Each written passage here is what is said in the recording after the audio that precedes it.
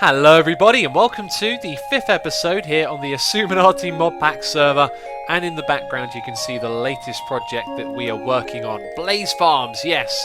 These blaze rods, they get used so often that it had to be a priority to do this, and the whole reason that we were building those essence farms was to actually get blazes. And when I came to doing this, I remembered that I wanted to do this one with a vanilla spawner and upgrade it using Gany's nether, and there's a cool little system for upgrading them with that mod. So after doing all of that, turns out we don't need any essence at all, and actually this thing is going to farm essence for us. Oh yeah, we can't click on that, there's actually glass right there. Can we click on this one?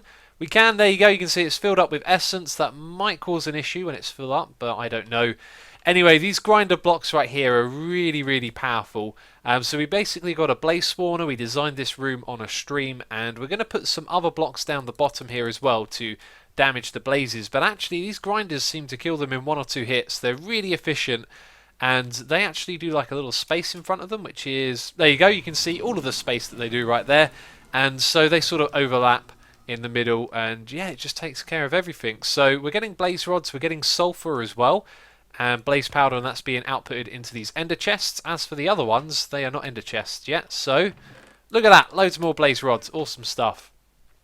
Yeah, we can use these now to craft more ender chests and put them over here and make everything nice and efficient. So below those chests there are these energy nodes with receivers in, and then down at the bottom here we've also got a vacuum hopper, which it turns out we didn't need to use. So I'm going to take that out after we're done. But yes, this is the project that we did in the last live stream, and we also did a little bit of work on our cobblestone generation over here. So now we have 7 cobblestone generators. They've all got a few upgrades in them, and it's interesting to see that that's full, because that would mean that this is backed up. Somehow stone has gotten in there. What? That makes no sense whatsoever. How would stone get in there? Huh. Oh, I've got to take it all out, haven't I? There we go. So all that cobblestone should come through now. That's really odd. Anyway, we're compacting this stuff. We're yet to get any octuple, which is the one that we then smelt, I do believe. So we'll probably put like a furnace at the end here, and that'll be our whole system. So yeah, nice upgrades. As we get more lapis, we can then upgrade these with more world interaction upgrades. So all of that's going really well. And what else is there to talk about? Not too much at the moment. We're actually going to have a look at this mod right here quickly, the Gany's End one. So the way that this works is you craft this thing right here, the upgrade tier 0, that turns your spawner into a Gany's nether spawner. And this is the recipe right here, so you use coal and then you use the nether core, which uses all of these items from the nether. I think that's a really cool little recipe right there. And at the moment what we need to do is go and get ourselves some wither skeleton skulls, because all we have so far is this stuff right here. So I'm going to go into the nether and start collecting that stuff. But basically, once you've done that one, you can then upgrade your spawner with all of these different tiers, and they add slots which you can then use some other upgrades on. So that goes all the way up to tier 7, and tier 7 allows you to spawn up to 3 different mobs, which is really cool. You can have 3 different mobs coming out of one spawner. So some of the upgrades that you can use in each of those slots are like this one. You got the redstone controller, so we can control it with redstone. We can make it run if no one's nearby. We can make it ignore dimension and light levels. And we can make it silky, and then last of all we can upgrade the amount of spawns. So that's the one that we want, because that means lots more blazes will get spawned. And you can do range as well, which I decided against because it would have brushed up against another room that we had going on there. So I thought it would be a good idea for our new area down below not to do that. So if we just hop down there quickly, I'll show you what I'm talking about. We've got the other project that we worked on just there, and it'll be the same for the other one on that side as well. So by keeping it this size, we're not going to sort of mess up that. Is basically what I wanted to show you. So if we head back up here, there is one more thing that I want to show you, which I actually haven't checked on since we streamed. Someone informed me of a material that's better than iron that we can replenish as well. Just kind of occurred to me that if you can replenish gold, it would be pretty good for these tools. However, you'd have to repair them all the time. You get the faster mining speed, but that would be about it. So in here we have... Ooh, I don't think... Oh, this is it right here. Alumite. So this comes from obsidian, iron, and aluminium. I think if we were to swap those around quickly, they would join together again, perhaps? Or maybe not. Oh, that's actually nuggets. No, it wouldn't. So this stuff right here all comes from replenishable resources, which means we can then use it to repair or even upgrade our tools, which is something that I want to do. And it's actually the next thing that I'm going to do is go through that same process of converting them all to this new type of material, which is going to be better than iron. So another upgrade for our tools. So I've upgraded my tools to Alumite now, and I thought I would mention this because it was interesting. When I upgraded these, they went from mining level cobalt down to obsidian, which was quite worrying. And then I came down here and started mining with them, and I noticed that their XP level had been dropped off a little bit. So all I had to do was a tiny amount of digging with the hammer and then with the pick, and the XP level went back up, and then it goes back to cobalt. So I think what actually happened, what I misunderstood when we did this before, is that it drops your XP level down because you've changed the material, and then in order, to get back to where you were, you just need to do a little bit more mining. So those things can mine cobalt. It does seem to be a little bit faster, but no instant mine, nothing terribly fast it seems. I mean, I could barely tell the difference. This thing is stone bound though, so it will get faster as it goes further down its durability. So it seems to be a little bit faster, but nothing terribly impressive. And do I remember the way out of here? I think it's further down here. Okay, another live stream over and more progress made. Quite some interesting progress this time. I felt like we really sort of stepped up the game, especially now that we got blaze rods going. It's easier to make these ender chests, which are extremely useful. Anyway, let's go through some of the things we discussed and figured out in the stream. First of all, I've upgraded this sword right here to beheading 8. That involved using obsidian and ender pearls to give the beheading levels. We used up all of our modifiers and then added an additional 3, which used notch apples, some diamonds, and also a wither star as well. So that thing has been like fully upgraded, and it's got beheading 8. I do believe there's a way to make like a beheading 10 sword, but because this thing was made without paper modifiers and such, it means it's going to be stuck on 8, which is fine. That's cool. We'll probably make more tools in the future. But speaking of our tools now being upgraded to Alumite, which by the way, I should have a stockpile of that building up in here. There you go. Look at that. Loads of ingots. This has a mining speed of 8 compared to iron having a mining speed of 6, and steel has a mining speed of 10. So that's one of the things we want to aim for in the future for our tools, to upgrade them again. However, the steel, I think, if I remember correctly, is a little bit tough to make. Oh no, that's right, it's just pulverized coal. Okay, so let's go down below because we discussed mob spawners. Down the bottom here, what I want to do is have 4 mob spawners in total. One on that side, one over there, there, and there. And we were talking about the different ones that we wanted to farm. And the wither skeleton is one that I want to do for both coal and skulls, and we'd use a different setup from what we have going on down here. We'd use probably an autonomous activator with one of these swords in, so we could push them all in front of it, and it could use the beheading effect to get the skulls. So that'd be a really cool way to make a farm, and then that way we get coal to make steel, and we could potentially automate some of that as well. As for the other types, we discussed using a skeleton for bones and bone meal and arrows, which probably aren't going to be too powerful or useful in crafting recipes in modded. Another one was slimes for the slime balls, and then I think the other one we discussed was, well, actually no, that would be it. We would have wither skeletons, slimes, and skeletons. The other one we discussed was witches for redstone.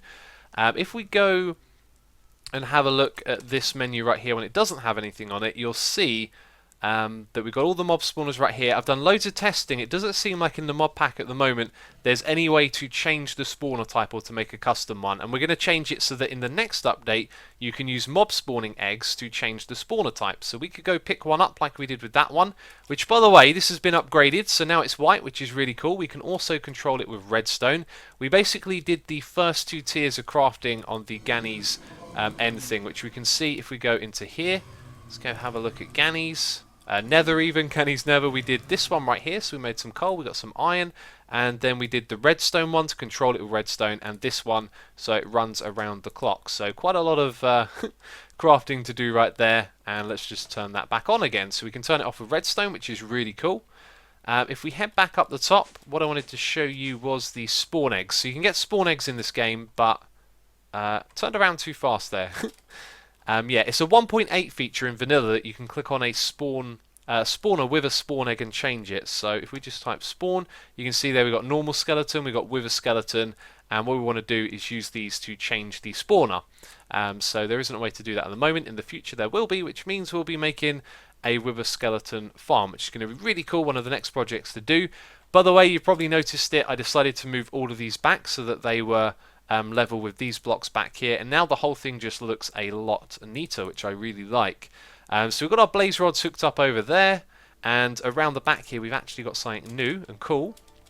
So in a moment I'm going to show you a sand farm, and what we've made here is a glass farm as well, because sand comes into this ender chest, and when it's full up in front it's going to stop taking it out of the ender chest. So when this cache here is full of sand, then the glass will start generating after it, and that one will fill up, because what we got back here is a redstone furnace, and we've actually changed the augments that are in here. You can see this one allows you to control it with redstone, and what we've changed it to is this one over here, which allows you to automatically transfer into a device. Now this one here allows you to transfer out of a device, which means if your output, like this thing right here, it's orange, let's say there's another machine on the side of it, it can input into the next machine, and this way one works the other way around. So now it's able to pull from what's below it with the blue, and the blue is at the bottom. So it can look into this ender chest, it can take out sand, and then it can turn it into glass and put it into the glass storage in front of it, which is really, really cool. So it's probably only going to do that when the sand gets backed up, which is when the cache in front of it is full, which is absolutely fine. That means we'd then have 10,000 sand,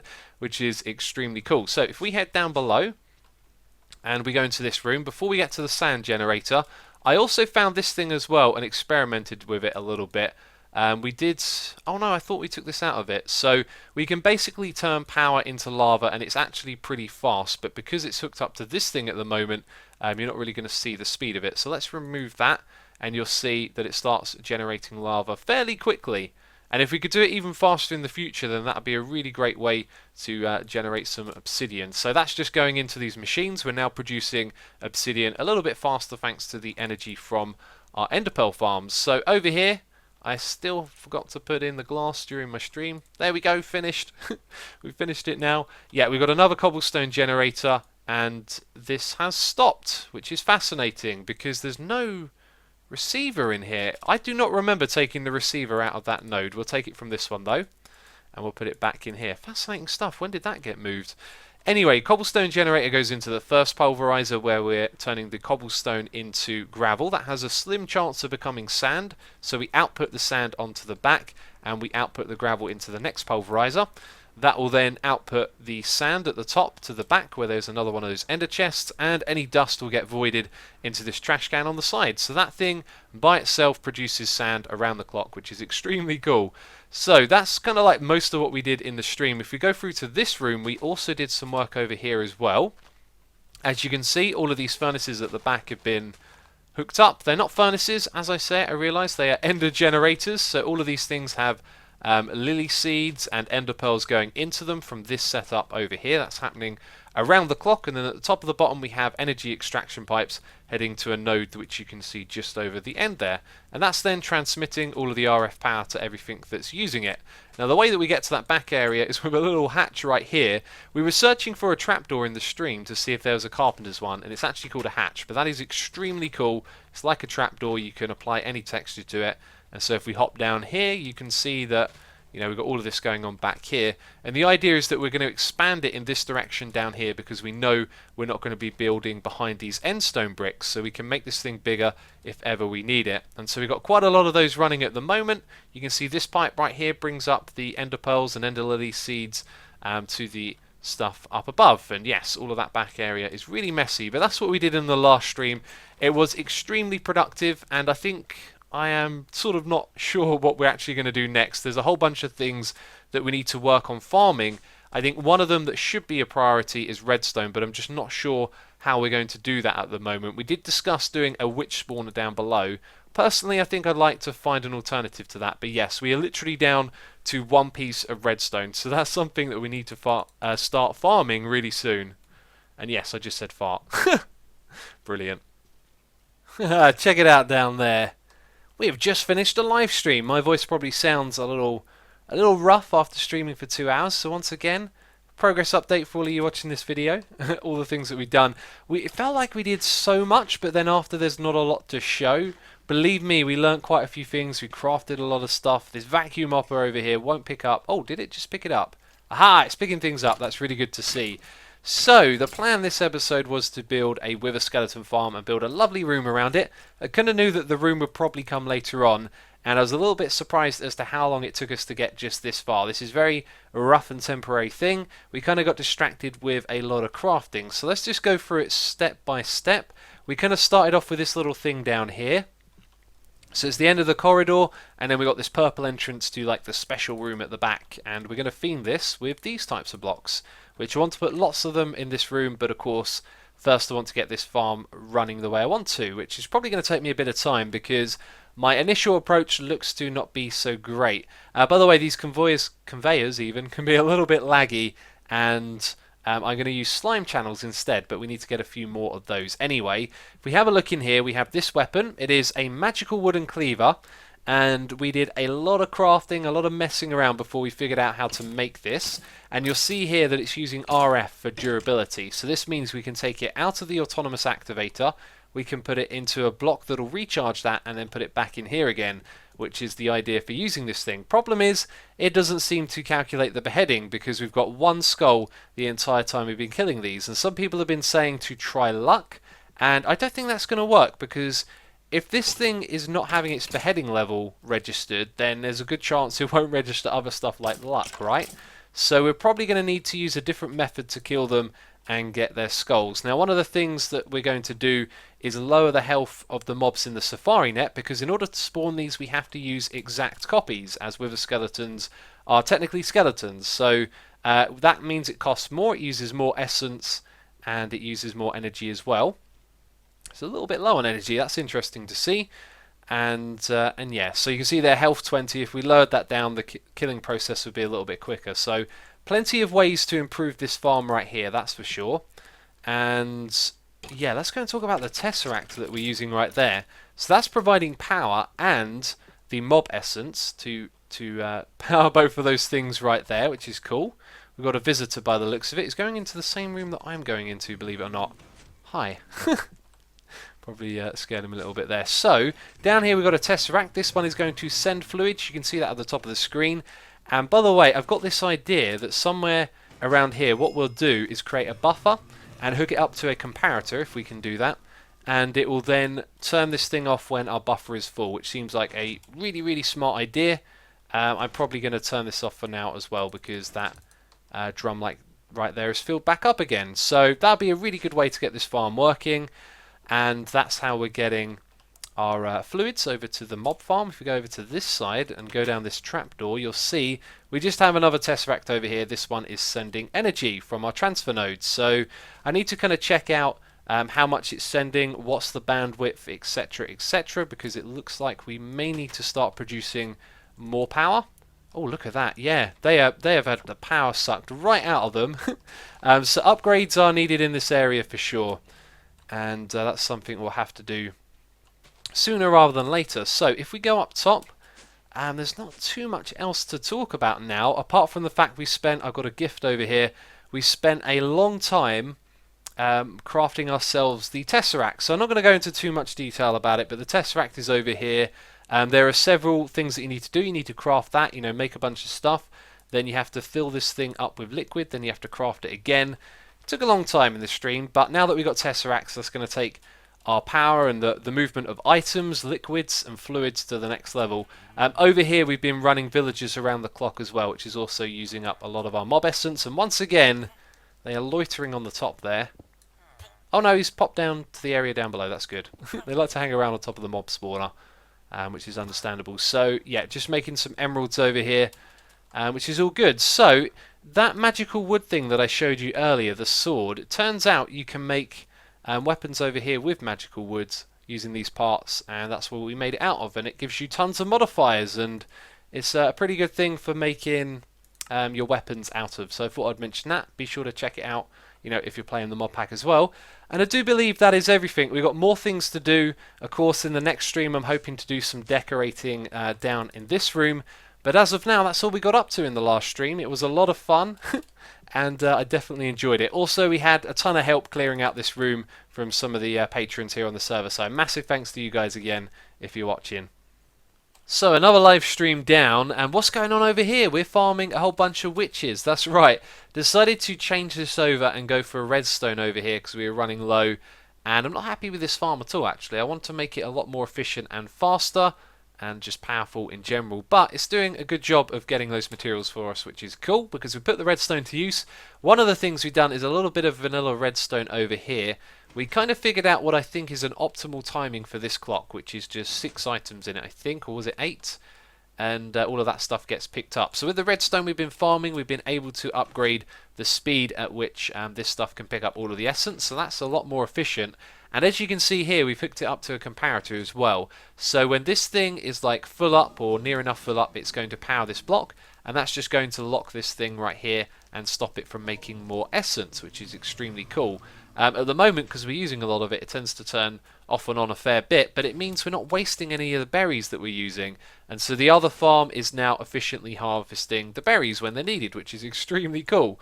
So, as well as that, let's head up top, and I need to put some blocks there. How long have they been empty? I'm not sure.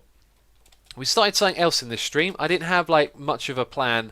However, I was looking through at all the different items that you can farm, and I found out there's a way to farm Lapis. And it's also a way that we can farm all the dyes in the game, which I thought would be really cool to give a try. So what we're going to do is go over to the hub here and look over to our right. You can see this combination of blocks looks really cool, I think. This goes to the stronghold, and this looks absolutely brilliant. On the stream, we were just sort of like floating around a little bit in the beginning, having a look at other people's bases, and there are some seriously cool bases on this server. Got to do some tours or something at some point. So over here in the end, we found out about these plants right here. They can only be grown in the end with bone meal, these end flowers. So for that reason, we've had to build a farm over here, and we've made like a farm inside a chunk. And this is just like the initial prototype. I want to compact, redesign, and make this thing efficient. So it appears to be working. I think it's going to start up again in a moment. Where's my magnet? Let's turn this thing off. So how am I going to explain to you what's going on here? Right. When this stuff runs out, this bit over here is going to start again. This is how we're making the end flowers. So we have this thing that's going to harvest them. This ender collector is going to collect them, put them into the chest, and this thing right here is going to bone meal it. Now, the people on the server have been really generous and donated a ton of bone meal to me. Of course, in the future we need to make a farm for this so we can get this thing running around the clock. And basically this thing is locked by the comparator, so we could use this as a buffer. If we were to add like a stronger redstone signal on the side, we can make it so that the whole thing has to fill up before it locks this bit, which is something I might want to do. But either way, when this chest empties, that's going to turn off and allow this thing to make more of them. So that's kind of that part of the farm where we make them. It puts them into these droppers over here. I think they have a lot at the moment. Yep, they're pretty much full up. Ah, that's why it's sort of stuck, because that's filled up as well. Fascinating. Okay, yeah. Because a while ago this thing was running really fast. That makes a lot of sense because now it's filled up. It's running off of the speed of this basically. So over here what we've got is an ender furnace, and what this thing is going to do is constantly produce lapis. And we had a little bit of a thing to figure out here to get it to work, because we're using ender pearls as fuel, so that's absolutely fine. From my ender pearl farm, we just filled up an ender chest that's going to come through a hopper to get in there. And then for this little bit right here, it's a little bit tricky because you need 2 ender flowers and 1 lapis. So what we eventually realized is that if you have 1 less than a stack already in here and you give it 2 plus a lapis, it's going to put them side by side, because it doesn't work when it's like 2 stacked into 1 slot. They have to be in separate slots with a piece of lapis, and then it will make 2 lapis as the output. Perfect timing. Bam, there you go, and then that gets taken away. So that's the way that we do it, and it's a really cool little solution. That's why we've got these droppers and hoppers up here, because when the item comes out at the back here, this thing is going to get powered. I've just realised that 2 items go out. It just means it stays on for a little bit longer, so it's a good thing it works like that. Basically, when the items come out, it's going to get 1 ender flower, 1 lapis, and another ender flower put back into it. Yeah, so then it makes more lapis, and it's really slow, isn't it? We need more of these to make the whole operation faster, but it's a start. And the lapis goes down here. This transfer node is going to pick out the dropper first, and then when this thing is full up, it'll be able to send the other one into our master input. So it's going to be a long time before this thing starts actually, you know, producing lapis for us. And it's going to do it at a slow rate, but it's a start and something we can work on in future streams to make even better. So over here we've got a chunk loader, and it's just squeezed inside a single chunk, which is really cool. So that's what we did in this stream, and I really enjoyed it actually. We were probably going to do some aesthetics, but we got distracted with another project because we've got that big spawner room, and I really want to make that one look fancy, but it's kind of cool to do technical projects too from time to time. Let's head back. Let's press escape, and we're back over here so we can wrap things up in the base. I hope you enjoyed this video. I hope you've been enjoying the live streams, having a great time here on the Xisuminati server. If you enjoyed the video, leave a like. The support is always appreciated. And that's it from me this episode. So thank you for watching, and I will catch you next time. Bye bye.